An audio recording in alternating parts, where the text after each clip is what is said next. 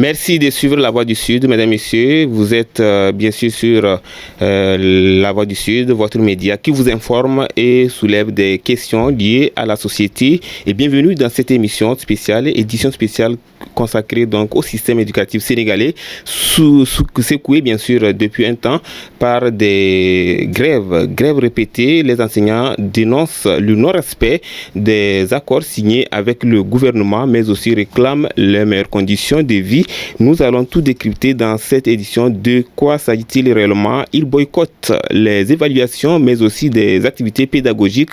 Les élèves dans la rue à Ziguinchor, pendant ce temps, bien sûr, des élèves qui ont appelé donc leurs camarades à quitter les salles de classe après l'annonce donc des compositions. Nous refusons donc de subir les conséquences d'un acte dont nous ne sommes pas responsables. C'était donc la déclaration d'un responsable du gouvernement scolaire et nous allons en parler ce soir sur donc bien sûr le plateau de La Voix du Sud. Nous sommes avec Moussa Saho, il est coordonnateur régional de la coalition des organisations en synergie pour la défense de l'éducation publique, mais aussi Monsieur Yaya Sayo, il est professeur d'histoire et géographie au lycée de Niassia. Merci d'avoir accepté notre invitation, à vous deux.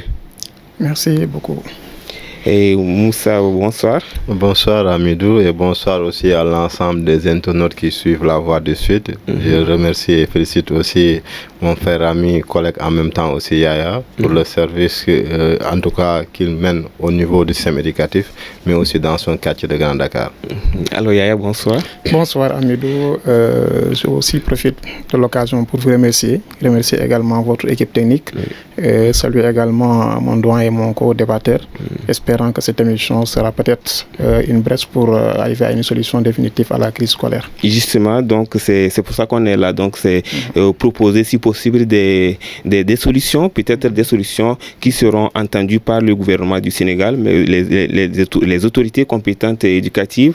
Et d'abord, on parle de la grève. C'est une série de grèves déclenchées partout au Sénégal, dans l'éducation sénégalaise. Et on parle des revendications. Quelles sont les demandes formulées par ces enseignants? Yaya. Voilà. Merci beaucoup Amidou. Je dirais que ça c'est des vieilles doléances. Il n'y a pratiquement pas de nouvelles revendications. Puisque si vous vous rappelez, dans le régime précédent, les enseignants avaient mené des grèves pareilles. Tout simplement pour protester contre un certain nombre de points, notamment les lenteurs administratives et le système de rémunération également dans la fonction publique. Alors au-delà de ça, les enseignants avaient demandé également de meilleures conditions de vie et de travail. Alors cela se résume autour d'une plateforme revendicative dont les points essentiels, comme je l'ai dit tantôt, se trouvent par rapport aux lenteurs administratives. Quand on parle de lenteurs administratives, ça se comprend comment?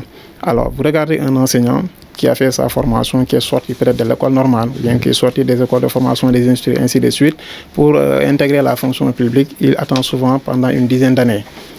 Cela n'est pas normal, tout simplement par faute, parce qu'il est un peu distant des inspecteurs, ainsi de suite, ou alors même s'il a son CAP, il va falloir attendre pendant des années également pour qu'il soit intégré. Ce qui fait que certains sont devenus des décisionnaires par défaut, parce que tout simplement ils ont dépassé l'âge de 35 ans.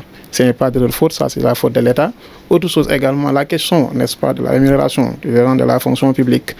On est dans un pays où les gens vraiment demandent l'équité.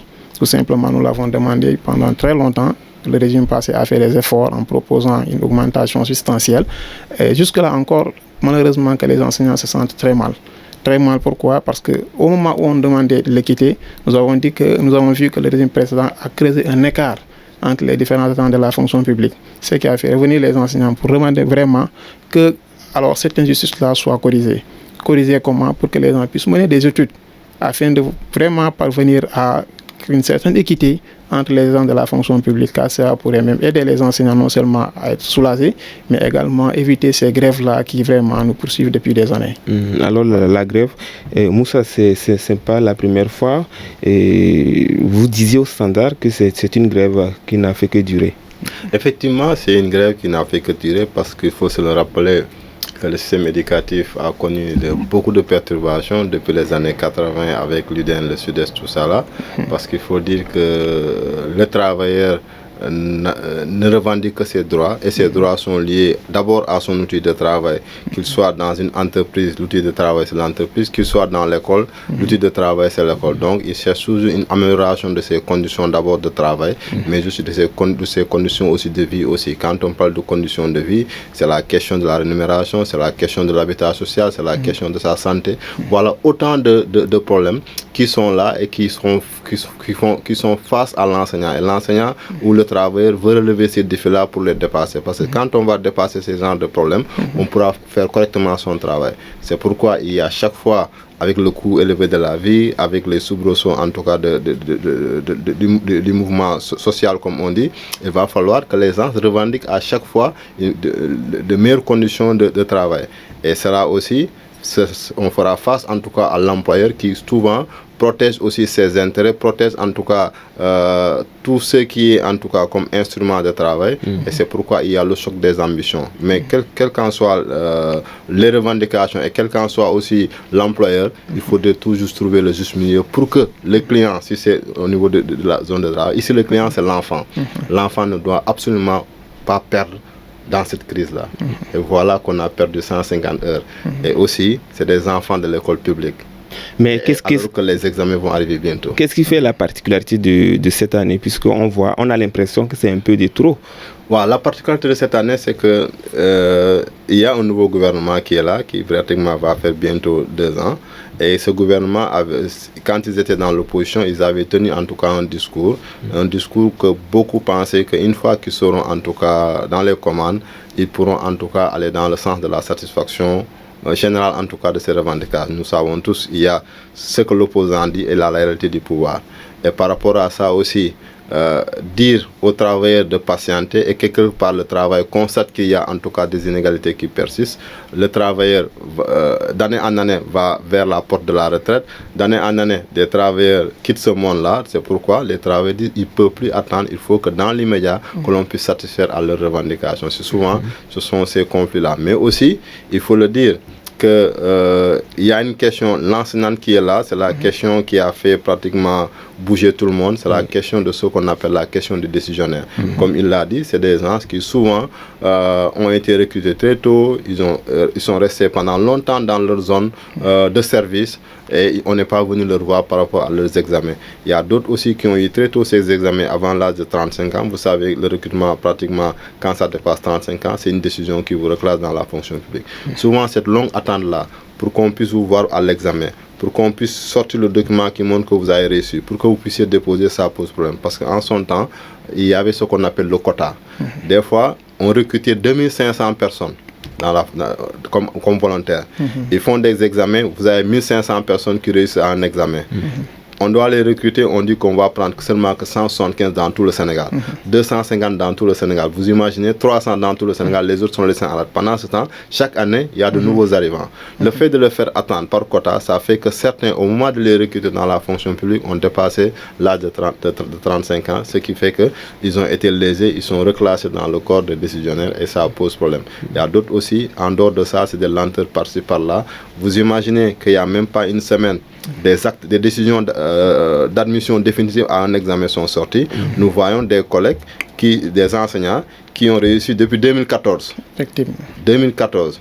Voilà que le ministère vient de sortir leur décision d'admission à un examen.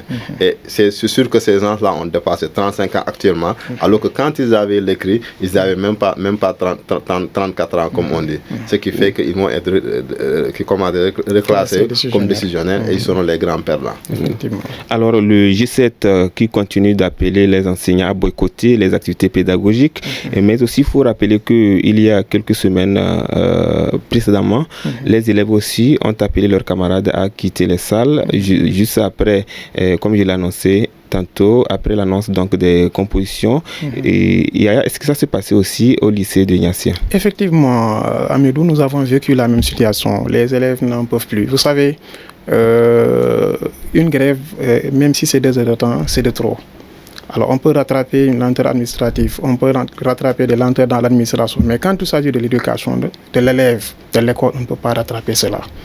Moi, je dis, quand un élève perd 2 heures de temps, forcément, à la fin de l'année, il y a un hiatus, n'est-ce pas, qui est dans son répertoire cognitif. Parce que l'élève, n'est-ce pas, a un programme à faire, un programme à étudier. S'il ne le fait pas, il ne termine pas ce programme en fin d'année, forcément, cela va se répercuter sur son niveau.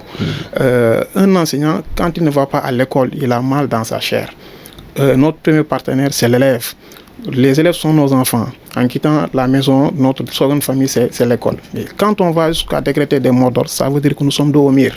Je me rappelle quand je sortais de l'école normale, j'étais affecté à Mbirkilan, au CM Thierry. J'avais même demandé aux élèves en classe de 3e de venir travailler le dimanche. Est-ce que vous voyez, donc ils m'ont dit, ah monsieur, le dimanche on ne travaille pas parce que chez nous c'est le louma, le marché hebdomadaire, le jour pendant lequel on cherche de l'argent pour payer le petit déjeuner pendant la semaine, ainsi de suite. Est-ce que vous voyez, l'enseignant n'a pas de repos en quelque sorte. Dès qu'on quitte l'école, on travaille à la maison. À 22h, 21h, les élèves nous appellent, monsieur, j'ai tel exercice, tu interviens, ainsi de suite. Et quand cet enseignant-là va jusqu'à quitter les classes, vous comprenez que maintenant qu'il a vraiment mal, qu'il n'en peut plus. Est-ce que vous comprenez? Et cela, nous l'avons constaté. Et pour le cas des élèves également, en réalité, ils sont inquiets. Ils sont inquiets parce qu'ils n'ont pas vu les enseignants préparer les compositions. On n'a pas collaboré. Ils n'ont pas... Aujourd'hui, qui va corriger les copies? Même si les compositions sont en train de se dérouler normalement dans les écoles. Mais en réalité, l'école, c'est un tout. Ce sont les enseignants, c'est l'administration, les élèves. S'il y a une partie qui n'est pas associée, je pense qu'en réalité, la crédibilité même, n'est-ce pas, de ces enseignements-là, la crédibilité même de ces évaluations-là, vraiment reste à désirer. C'est pourquoi moi je dirais, comme le doyen l'a dit, aujourd'hui, l'État aujourd'hui doit vraiment revenir encore à la raison. Aller sur la table de négociation, je ne dirais pas négociation, parce que quand je dis négociation, moi j'entends par négociation deux parties qui ont des intérêts différents, des intérêts opposés à défendre. Ici, il n'y a pas d'intérêt, mais plutôt nous sommes au Sénégal, c'est entre nous-mêmes. Il faut discuter de la question de l'éducation. Il y a ces 3 points, l'éducation, la santé, la sécurité, ça ne se négocie pas. Ça se discute de manière sérieuse. C'est pourquoi aujourd'hui, l'État doit accepter de s'asseoir autour d'une table avec les enseignants, de discuter et de comprendre. D'autant plus que les enseignants aujourd'hui, s'ils réclament cela, c'est parce qu'on a mal, on n'en peut plus. Pourquoi? Parce que vous quittez la maison. Un enseignant doit avoir un esprit tranquille, sachant que le loyer n'est pas payé normalement à temps, sachant que les enfants qui doivent aller à l'école ont un problème de transport, sachant qu'à la maison, en réalité, l'alimentation, ta santé n'est pas prise en charge, ainsi de suite. Tout cela fait que l'enseignant ne parvient pas à dormir normalement. Et celui-là, son travail, c'est un travail mental, un travail technique, un travail d'éducation. Il doit être dans de très bonnes conditions avant de pouvoir transmettre, n'est-ce pas, ce savoir-là aux élèves. Mais quand il dort mal, il vit mal, il travaille dans de très mauvaises conditions, ainsi de suite, comment pourrez-vous penser que l'élève-là soit aujourd'hui un cadre, n'est-ce pas, qui doit être formé par l'école? Et l'école est en amont, en aval de tout processus de développement. On ne peut pas parler de développement quand on n'a pas une bonne école.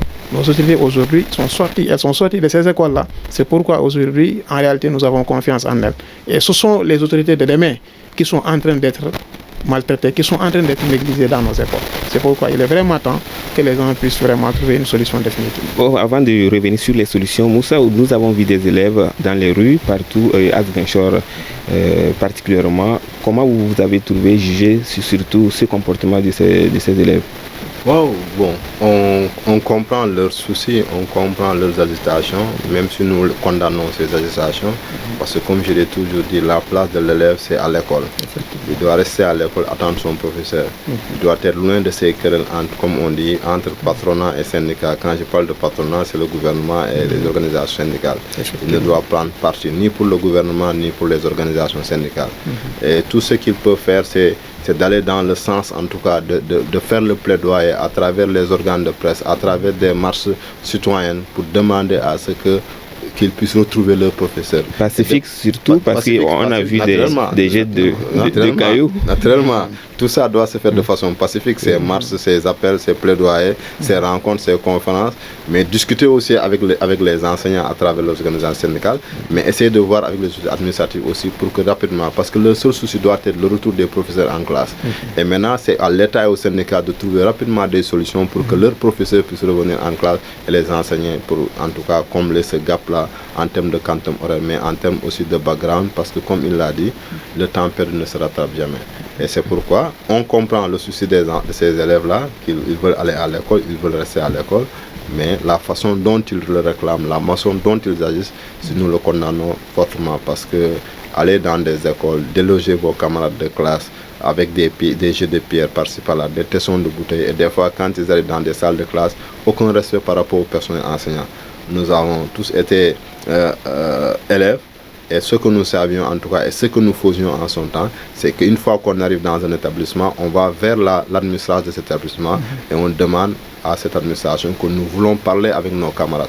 Quel que soit l'endroit où vous venez, si vous venez du lycée de Djignabo ou bien du CEM Malifa ou du CEM Tétéjou, vous allez directement vers l'administration, vous dites on a besoin de nos camarades. Et l'administration fait sortir les élèves à travers les responsables. En son temps, c'était pratiquement les Fosco foyers.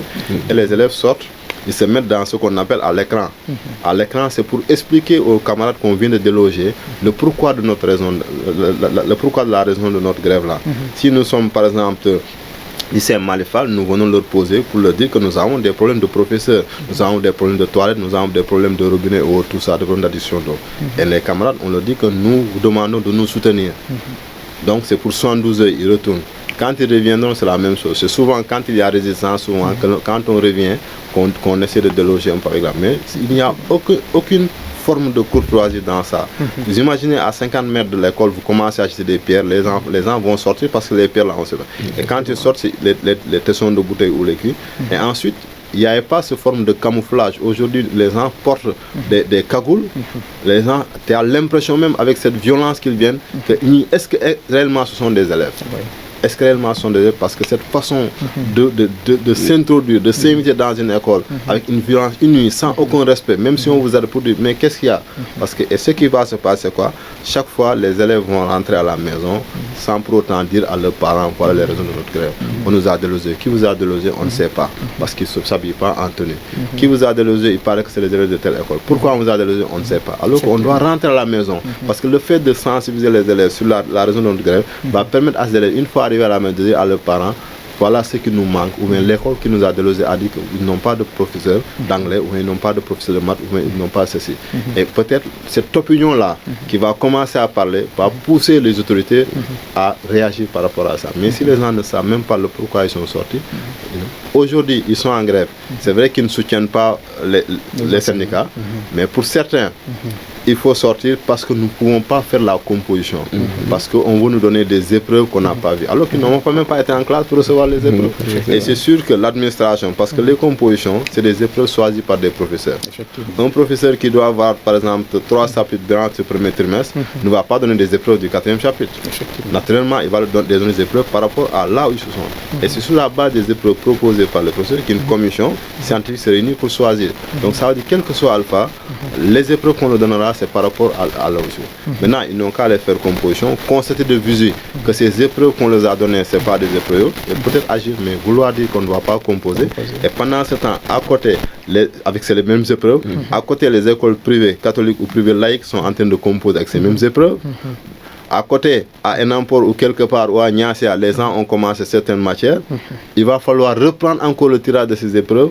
C'est de l'argent encore. Et l'argent, ce n'est pas à l'inspection que ça va sortir. C'est l'administration de l'école même qui va prendre l'argent des inscriptions pour faire encore d'autres épreuves. C'est-à-dire, quand je dis faire d'autres, multiplier encore d'autres épreuves pour donner, parce que les autres sont déjà gâtés. Parce que quelque part, à Enampor, la classe de 3e a déjà fait ça. Il ne faudrait pas que les élèves de 3e de Niassia puissent le faire, parce que de l'autre côté, ils peuvent se dire que l'épreuve a été déjà faite de l'autre côté il y a 2 jours, 3 jours. Donc voilà autant de conséquences qui sont là par rapport à ça. C'est pourquoi nous disons qu'il faut que très rapidement que l'on trouve des solutions pour que l'on reprenne. Parce que si on laisse perdurer, les enfants vont se casser la gueule entre eux, les enfants vont faire des dégâts, on risque même d'agresser des professeurs qui ne sont pas en grève et qui viennent à l'école pour dispenser des cours. Ils ne sont pas en grève, il y a 2 choses. Soit ils ne sont pas syndiqués, donc ils ont le droit d'aller à l'école, soit leur syndicat ne fait pas partie du G7, donc n'a pas de plan d'action, donc eux ils sont contraints d'aller, parce que s'ils sont en grève, ils sont dans l'illégalité. Donc ces derniers, on ne doit pas les condamner, on ne doit pas les menacer de mort ou d'agression, on ne doit pas les blesser à l'école parce qu'ils sont partis, parce que leur syndicat n'est pas en grève. Donc, il y a autant de choses à prendre en compte. C'est pourquoi la seule et unique solution, c'est que très rapidement, le gouvernement donne des gages de garantie aux syndicats afin que l'on puisse retrouver les salles de classe. Yaya, moi je voudrais comprendre la sortie de ces élèves qui est derrière cet appel, c'est le gouvernement scolaire ou bien on peut dire que c'est les parents qui n'ont pas joué leur rôle. En réalité, moi, je dirais les gouvernements scolaires. En plus que je ne suis pas sûr que les parents puissent donner cette idée-là aux élèves, parce que les parents sont tout simplement préoccupés par l'éducation des enfants. Ils souhaiteraient que les élèves soient dans les classes, tout comme nous, enseignants. On souhaiterait vraiment que nos élèves soient en classe, parce que la place de l'élève, c'est en classe, c'est à l'école. Alors, mais avec les réseaux sociaux et ainsi de suite, un jour, j'avais posé cette question à un élève dans la rue. Alors, vous êtes sorti pourquoi? Il m'a dit, partout où il y a la grève, les élèves sont sortis. Je lui ai dit, comment tu as fait pour comprendre cela? Savoir que les élèves sont sortis. Il m'a dit, on a un groupe WhatsApp, on se partage les informations, qu'est-ce qu'il faut faire, et ainsi de suite. Alors, tout compte fait, moi, je dirais vraiment, on avait posé cette même question-là à Victor Hugo. Dans la République, la 5e République en France, par rapport à la recrudescence de la violence dans les établissements scolaires, par rapport à la délinquance juvénile, ainsi de suite. Et il avait dit cela. Ouvrez les écoles, vous allez fermer les prisons. Est-ce que vous voyez? C'est-à-dire que tant qu'on ouvre les écoles, on participe à l'éducation des élèves, à leur formation. Ils ont d'autres préoccupations que d'aller, n'est-ce pas, faire autant de choses de vandalisme, ainsi de suite. Mais quand on ferme l'école, au contraire, que deviendront ces élèves-là? Ils seront entre guillemets, des bandits dans la rue. Est-ce que vous comprenez? Et le doyen l'a dit, si vous voyez, quand les élèves sortent, au lieu de rentrer à la maison, d'aller parler à leurs parents, mais ils forment de petits groupes. Est-ce que vous comprenez? Des fois, vous les voyez devant les écoles, ainsi de suite, ou alors même, ils vont dans les baby-food, ils vont dans les salles de jeu, ainsi de suite. Du coup, nous avons l'impression qu'il y a d'autres même qui viennent déloger les écoles qui ne sont même pas des écoles. Parce qu'ils ont besoin de ces camarades-là pour aller jouer avec eux. Ce qui fait que quand les élèves sortent, il y a autant de dangers, n'est-ce pas, que quand ils sont à l'école sans composer. Ce qui fait que nos élèves non seulement sont exposés, les enseignants sont exposés, la société en tant que telle est exposée, parce que c'est l'avenir du pays qui est en jeu. Alors là, les seules et peut-être primaires victimes, ce sont ces élèves. Est-ce que ces gouvernements scolaires sont aujourd'hui sensibilisés dans les établissements scolaires? Effectivement, je ne dirais pas les élèves, mais tout le monde est victime. Est-ce que vous voyez? C'est pourquoi je ne voudrais pas que l'État voit ces enseignants-là comme étant tout simplement des enseignants ou des syndicalistes. C'est avant tout des parents d'élèves. Moi qui vous parle, les enfants qui sont à la maison sont à l'école publique. Vous imaginez, le matin, je sors, je suis en grève, mes enfants restent à la maison. C'est-à-dire que la première victime, c'est moi-même parce que ce sont mes enfants.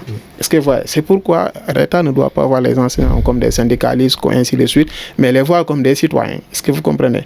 Tout simplement, ce que nous réclamons, c'est pour être dans de très bonnes conditions de travail, afin que nous puissions transmettre ce savoir-là, n'est-ce pas, à nos enfants, à nos élèves, à ces futurs responsables de ce pays. Quand nous serons à la retraite, ce sont ces enfants-là qui vont nous payer. S'ils ne sont pas bien informés, imaginez les médecins que nous aurons demain, les ingénieurs, les journalistes, ainsi de suite, ce que serait ce pays-là. Ça veut dire qu'aujourd'hui, c'est tout le pays qui perd. Que ce soit les autorités, les élèves, les parents, même les enseignants, nous sommes les premiers perdants. C'est tout le pays qui perd, vous l'avez dit. Et jusqu'ici, quelle a été donc la réponse ou la réaction du gouvernement? En réalité, je ne suis pas très content de la réaction du gouvernement, bien qu'il faut entendre et comprendre. Et surtout quand le Premier ministre disait il faut le comprendre, il a parfaitement raison. On ne peut pas donner ce que nous n'avons pas. Mais je souhaiterais que cela puisse être dit autrement. J'appelle les enseignants à la table de négociation. On discute, on essaie de voir. Si l'État a des propositions à faire, n'a qu'à les faire. Et les enseignants à leur niveau vont apprécier ces propositions pour voir. Est-ce que vous comprenez? Parce qu'il n'y a pas plus patriote qu'un enseignant. Je vous l'avais dit, un enseignant n'a pas de repos. Nous, le plus grand plaisir, ce qui nous rend enthousiastes, c'est quoi? C'est de voir nos élèves réussir à la fin. Même quand tu pars en correction au bac, mais chaque fois, ton téléphone est là. Tu appelles tes élèves, tu appelles l'administration. Est-ce que les résultats sont sortis là-bas? Qui est passé? Qui n'est pas passé? Et vous voyez ce que ça fait. Ça veut dire que notre préoccupation majeure aujourd'hui, c'est la réussite de nos élèves. Est-ce que vous comprenez? Donc, quand on est en grève, on ne le fait pas tout simplement pour déstabiliser un régime. Loin de là. Nous sommes défenseurs de ce régime-là parce que nous sommes défenseurs de l'école. C'est d'abord notre lieu de travail. On ne va pas garder ce lieu de travail-là. C'est pourquoi j'aurais souhaité demander même solennellement à l'État du Sénégal d'appeler les enseignants à discuter sérieusement, à voir le problème. Un enseignant qui vient, qui est en grève, c'est pas grave, mais un enseignant démotivé est encore beaucoup plus dangereux encore. Est-ce que vous comprenez? Parce qu'il forme des élèves qui sont démotivés. Aujourd'hui, vous voyez les élèves dire parce que tout simplement, après les études, tu n'as rien à faire. Alors qu'un élève bien formé, en réalité, à lui seul, devrait pouvoir s'en sortir à travers les concours et ainsi de suite parce qu'il a un bon niveau. Donc, appelez l'État du Sénégal vraiment. Lancer un appel à ces autorités-là, discuter avec les enseignants, à comprendre le problème des enseignants, à savoir que l'école, c'est notre école. Il faut la sauver et définitivement. Voilà. Et Moussa, bientôt la fin d'année, il y a les examens, le BFM, le bac surtout. quel impact sur cette année scolaire et à quoi s'attendre? Effectivement, il faut le dire, il y a déjà ça creuse davantage cette inégalité entre élèves du privé et élèves du public déjà quand on va arriver aux examens nationaux, parce qu'à la fin de l'année, ces zones ou ces écoles qui ont étudié normalement, il n'y a pas eu assez de perturbations, vont se confronter à des épreuves, les mêmes épreuves que ces élèves qui ont perdu déjà depuis le 5e plan d'action, parce que nous sommes avec le 6e plan d'action. Depuis le 5e plan d'action, on a perdu 150 heures. Imaginez quelqu'un qui perd 150 heures par rapport à quelqu'un qui n'a jamais perdu d'heures dans le cadre du travail. Comment ça va se dérouler face à des examens qui se déroulent pour tout le monde, les mêmes épreuves.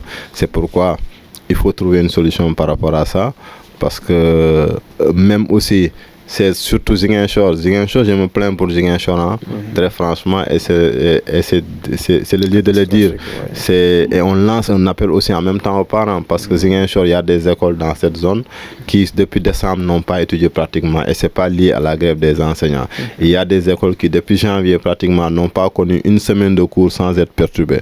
Donc, ces écoles, à côté des 150 heures, ils ont perdu combien d'heures encore par rapport à ça? Il y a des classes qui, pratiquement, n'ont fait qu'une seule leçon par rapport à une parce que à chaque matin on vient les déloger, sans compter les jours de grève des syndicats d'enseignants. Pratiquement c'est au milieu de la semaine. Imagine les matières qu'ils ont au milieu de la semaine, entre mardi, mercredi, jeudi, vendredi. Pratiquement si chaque plan d'action revient avec à peu près ce même format, vous voyez qu'il y a beaucoup de matières qui ne seront pas vues, il y a beaucoup de professeurs qui ne seront pas assez de cours avec les enfants, et ce qui fait que à la fin de l'année nous aurons chaque fois des difficultés à aligner les résultats.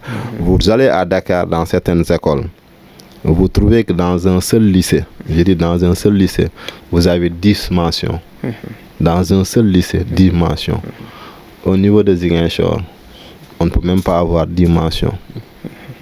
C'est lié au quoi? Parce qu'il y a tellement de perturbations dans la zone sud, en dehors des perturbations liées aux grèves des enseignants. L'anticipation des vacances par-ci par-là, on démarre tardivement avec les Nawetan, avec les Djambono, avec les Hawar et les Fouro. Donc il y a tout un environnement festif qui est là, qui empêche une concentration des enfants. Vous imaginez à la veille du BFM et du bac, que dans un quartier on puisse organiser un Hawar et un Fouro la veille. Alors que c'est des moments forts dans la vie d'une nation. La veille d'un examen d'entrée en 6e ou de CFE ou de BFM ou de bac, tout le pays doit sentir que nous allons vers un moment très sérieux pour certains élèves. Parce que c'est la première fois que cet enfant fait un examen du CFE, c'est la première fois qu'un enfant fait le BFM, c'est la première fois qu'un enfant fait le bac pour aller poursuivre ses études. Donc toute la nation doit être concentrée sur ça. Que ce soit le lendemain matin, quand on va les accompagner à l'école avec les Jakarta, les voitures et autres, la circulation doit être fluide pour montrer que nous sommes conscients, nous prenons l'école au sérieux. Parce que nous avons toujours dit que le capital humain est important et ce capital humain doit être protégé. Mais si pendant toute cette semaine de préparation intense de ces examens-là, il n'y a que des activités festives, vous imaginez dans quelle ambiance cet enfant va travailler à la maison et pouvoir faire face à des examens qui sont avec des épreuves nationales. Et il a dit Yaya, et déjà on a souvent des résultats pas trop appréciables. Et est-ce que les enseignants pourront faire des miracles cette année? Miracle, je dirais miracle. En réalité, les enseignants ont toujours tenté de faire des miracles. Pour dire que vrai, le doyen a parfaitement raison. Moi, j'ai été à l'université Gaston Berger de Saint-Louis. Alors, quand on venait, il y avait une liste et les enseignants avaient du mal à loger les nouveaux bacheliers, tellement ils étaient nombreux. Est-ce que vous comprenez? Quelques années après, nous, on avait des problèmes de voir quel est ce nouveau bachelier-là que vous allez loger. Tellement sur la liste, on ne voit pratiquement pas d'élèves du lycée de Niabo. On était pratiquement désolés. C'est pourquoi tout cela, parce qu'il a dit il y a des grèves des élèves, l'anticipation des fêtes, ainsi de suite. Et le cas de Ziguinchor est particulier. Et il faut y remédier. Est-ce que vous comprenez? Alors, moi, je suis président d'AIC, de l'AIC Cancer de Bokor Sud. Quand je suis arrivé pour ce mandat, je dis, je fais focus sur l'école. Est-ce que vous comprenez? Pour relever un peu le niveau, parce que dans mon quartier, pratiquement les meilleurs élèves sont ceux-là qui sortaient au second tour au bac. J'ai dit aux gens, dans 10 ans peut-être, on n'aura même pas de premier tour ni de second tour. Parce que si les meilleurs sortent au deuxième tour, ça veut dire 10 ans après, tous les élèves du quartier vont échouer. Est-ce que vous comprenez? Mais malheureusement, on a organisé des cours de renforcement, on a organisé, les élèves ne viennent pas. Et ça, c'est de la faute des parents. Les élèves en classe d'examen qui ont été sensibilisés, on organise des cours, on fait venir des professeurs. De nos propres moyens, malheureusement, ils ne viennent pas. Est-ce que vous voyez, au sein beaucoup de Sud, à la veille de chaque examen, là, ici, balaye toute la cour de l'école. On a planté des arbres que vous allez devant l'école. Est-ce que vous comprenez? On a même offert des bacs à ordures à l'école pour contribuer un peu à la salubrité, ainsi de suite, afin d'encourager les élèves à étudier. Malheureusement, depuis le mois d'octobre encore, il y a des élèves qui n'ont fait qu'une seule leçon. Tout simplement parce que tout le temps, ils sont en grève. Il y a d'autres qui viennent d'ailleurs, qui viennent déloger les élèves, ainsi de suite. Et là aussi, on lance un appel à l'IEF, au commissaire central, afin de prendre cette question-là en main. Il doit sécuriser l'école parce que les élèves qui y sont ont besoin d'étudier. Vraiment, ça, il le faut. Alors, les revendications sont énormes. Quelle solution? Comment préserver? Comment sauver donc l'année scolaire 2025-2026, Moussa? Nous, au niveau de la COTESEP, on a dit qu'il faut au moins 3 choses. Il faut l'implication personnelle du Premier ministre pour conduire le monitoring. Le monitoring consiste à faire quoi? Les enseignants, les syndicats d'enseignants ont posé sur la table des revendications. Les revendications portent sur plusieurs secteurs et ces secteurs sont gérés par différents ministères. Il faudrait aujourd'hui faire le point par rapport à ces négociations, à ces accords signés-là. Nous en sommes où? Et qu'est-ce que l'État peut faire rapidement comme gage de sécurité? Je donne l'exemple de l'habitat social. Si les militants des syndicats d'enseignants qui doivent bénéficier de parcelles à Ziguinchor, à 2 reprises on a changé de site, le site où on doit leur donner le logement. Alors là, ils détiennent au moins l'acte de propriété. Mais l'espace dans lequel ils doivent construire n'est pas encore délimité. Vous avez le lot par exemple 345, il a le lot 344. On ne sait même pas dans cet espace-là, le 345 et le 344 se trouvent où. Le numéro 1 va commencer à partir de l'Est pour venir, ou à partir de l'Ouest pour venir, ou à partir du Nord pour venir quand on va compter. Et pendant ce temps, les années filent, la personne va vers la retraite, le montant qu'il devait avoir par rapport à un prêt à la banque pose problème, ça va diminuer. Deuxième chose, il y a des lenteurs dans le crédit DMC. Et là aussi, plus il avance, plus le montant qu'il sollicite va diminuer. Quand est-ce qu'il va construire? Déjà, c'est des lenteurs qui sont là, il faudrait qu'on descende. La question de la santé, il y a beaucoup de questions qui sont... Donc, le Premier ministre doit être là pour conduire ce monitoring-là. Étape par rapport à chaque ministère où nous en sommes tous et donner des instructions fermes par rapport à ça. On doit arrêter cette réponse-là. Plan d'action, ponction, plan d'action, ponction. La deuxième chose, c'est que le président de la République, le chef de l'État, doit s'adresser aux enseignants. Doit s'adresser aux enseignants, les appeler autour de la table et discuter pour que très rapidement on trouve une solution. Il faut tout faire pour ne pas terminer ce mois de mars dans cette crise. Parce que nous allons vers la phase la plus cruciale, la plus grave. Parce que si on termine le mois de mars sans trouver une solution, c'est que l'État va faire des ponctions encore. Et ça va radicaliser davantage les enseignants. Ça veut dire que déjà... Le silence des autorités, c'est pas du... C'est un silence inquiétant. C'est pas du fait que le sujet est censé, peut-être un seul mot mal placé peut relancer toutes les choses. Il ne s'agit pas de prendre la presse pour parler. Les interlocuteurs des enseignants, c'est les responsables syndicaux. À chaque fois, même si c'est à minuit qu'ils convoquent les syndicats d'enseignants, ils le trouveront autour de la table de négociation pour discuter très rapidement. Ils n'ont pas besoin de parler à la presse, ils n'ont pas besoin de se prononcer. Ils doivent faire face aux enseignants et trouver rapidement des solutions aux différentes revendications. C'est la seule unique solution. Alors Yaya, quelles sont vos attentes? Qu'est-ce qu'il faut pour que vous lâchiez l'affaire? Oui, moi je pense vraiment qu'un problème, ça se règle à court, moyen et long terme. Si vraiment l'État dit qu'il n'a pas les moyens aujourd'hui pour régler cette question-là, d'autant plus que lui-même, il reconnaît qu'il y a des injustices à ce niveau-là, mais quand même qu'il n'a qu'à faire des propositions. Les enseignants sont aussi des Sénégalais, nous sommes autant inquiets que l'État, que les parents d'élèves, que les élèves aussi. Et nous souhaiterons vraiment que cette grève-là puisse être, n'est-ce pas, derrière nous. Maintenant, l'État n'a qu'à faire des propositions, court, moyen et long terme. Si ces propositions vraiment arrangent les enseignants, je pense qu'ils ne tarderont pas à lever le mot d'ordre. Maintenant, quand il n'y a pas de réaction, quand c'est des discours de part et d'autre, c'est tout le monde qui part. Le responsable en chef lui-même, c'est-à-dire le président de la République, le Premier ministre, ainsi de suite, ne parle pas aux enseignants directement. Je ne vois pas d'où pourrait venir la solution. C'est pourquoi j'interpelle les parents d'élèves. Parce que moi, je pense qu'un enseignant ne devrait même pas aller en grève. Les parents d'élèves devraient être les lanceurs d'alerte. C'est eux qui devaient interpeller l'État par rapport à une situation. Parce qu'ils ne devraient même pas accepter que les enseignants sortent des classes pour aller en grève. Maintenant, si les enseignants maintenant sortent des classes pour aller en grève, ça veut dire qu'ils se sont sentis seuls. Et là, est-ce qu'il faut maintenant demander aux parents de prendre notre place et d'aller discuter avec l'État sérieusement pour sauver l'école? Et je pense que ça, c'est la meilleure solution. Quelle que soit la situation, l'État ne devrait pas accepter que les enseignants sortent des classes. Les parents d'élèves ne devraient pas. COSYDEP également, c'est ça qu'ils font. Ils rencontrent les deux parties afin d'éviter ces grèves-là. On ne peut pas rattraper les heures perdues. Donc l'État n'a qu'à faire des propositions concrètes et je pense que les enseignants également ne tarderont pas à lever le mot d'ordre pour retourner en classe parce que c'est ça notre travail aussi. On ne peut pas donc rattraper le temps perdu, l'a dit donc le professeur Yaya Sadio, professeur d'histoire-géographie au lycée de Niassia.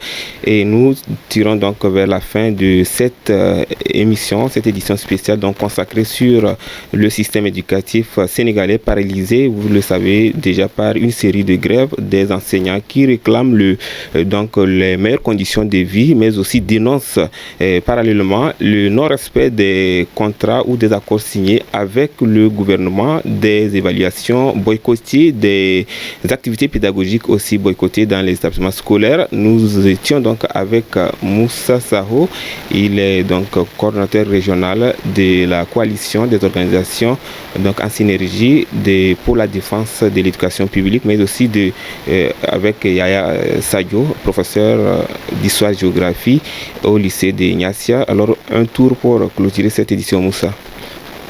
C'est de saluer tous les acteurs de façon visible comme invisible qui sont en train de s'activer pour la résolution de cette crise-là, que ce soit la COSYDEP ou les autres organisations de la société civile. De saluer aussi les syndicats d'enseignants, le leader, parce qu'à un moment donné, nous les avions conviés autour de la table avec les responsables du gouvernement. Nous avions le ministre de l'Éducation et le ministre de la fonction publique. Et on a pu travailler pour sortir un consensus qui devait nous amener vers en tout cas une rencontre sérieuse État-gouvernement. Malheureusement, il y a eu certains discours et aussi il y a eu certains plans d'action qui sont sortis, surtout le 6e plan d'action. Mais nous ne décourageons pas. Et c'est pourquoi nous voulons que très rapidement que ces deux parties trouvent solution. Je suis sûr d'une chose, une fois que la grève sera terminée, que des enseignants montreront davantage leur patriotisme, que les enseignants feront le maximum d'eux-mêmes pour en tout cas diminuer le gap, parce que comme je l'ai dit, le temps perdu ne se rattrape pas, mais en termes de compétences, de connaissances à livrer aux enfants, comme il l'a dit, même les dimanches, ils vont aller à l'école pour essayer de combler le gap en termes de connaissances acquises, parce qu'en termes de temps, ça ne pourra pas être comblé, mais en termes de connaissances, c'est pourquoi aussi nous leur demandons en même temps que si les négociations sont reprises, en tout cas, s'il y a accalmie, comme on dit, s'il y a cessation des hostilités, il faut qu'ils acceptent de corriger ces compositions-là, même si on sait les conditions dans lesquelles l'administration des épreuves a été faite, mais qu'ils acceptent vraiment de corriger ces épreuves-là et de permettre, en tout cas, ces copies, de permettre en tout cas aux enfants d'avoir des notes afin de pouvoir avoir des préinscriptions, mais aussi préparer le second semestre aussi. Yaya, ces doléances donc ont été entendues? Bien sûr entendues. En tout cas, je félicite même la COSYDEP parce que même au niveau national avec Chiambo, je me rappelle, vraiment, ils ont toujours été là aux côtés de l'éducation nationale. Je ne dirais pas les enseignants. Leur seul vouloir, c'est que l'école soit stable. Et ça aussi, c'est la volonté des enseignants. Vraiment, on a envie de retourner en classe. Nous ne voulons vraiment pas voir nos élèves dans la rue, ce n'est pas leur place. Et je pense vraiment s'il y a des solutions qui sont proposées par l'État du Sénégal, les enseignants vont retourner en classe. Je suis convaincu, comme il l'a dit, qu'ils vont montrer leur patriotisme encore une fois. Non seulement essayer de rattraper le temps perdu, bien que ce n'est pas possible pour le moment, mais quand même ils feront de telle sorte que les élèves ne seront pas les seules victimes. Alors, ceci étant dit, je vais aussi finir par vous remercier parce que ces émissions-là, en quelque sorte, proposent des fois des pistes de sortie de crise. C'est des solutions vraiment que nous attendons des journalistes également, parce que les autorités également suivent des émissions comme ça Et saluer également tous ces internautes-là qui nous suivent. Dire que vraiment, de continuer à suivre la voie du Sud, parce que aussi c'est notre partenaire de tous les jours. C'est un partenaire de l'école extrêmement important. Et là, nous vous remercions et félicitons pour le travail que vous faites à Ziguinchor. Merci beaucoup et merci. Voilà, donc nous sommes à la fin de cette édition spéciale donc consacrée bien sûr au système éducatif sénégalais qui est secoué depuis un temps par une série de grèves des enseignants qui donc appellent à boycotter donc les évaluations mais aussi des activités pédagogiques. Voilà, c'est la fin de cette édition. Merci partout de nous avoir suivis. Pour toute demande ou activité commerciale, veuillez, n'hésitez pas surtout de contacter les numéros qui s'affichent au bas de vos écrans. Merci et on se retrouve à la prochaine.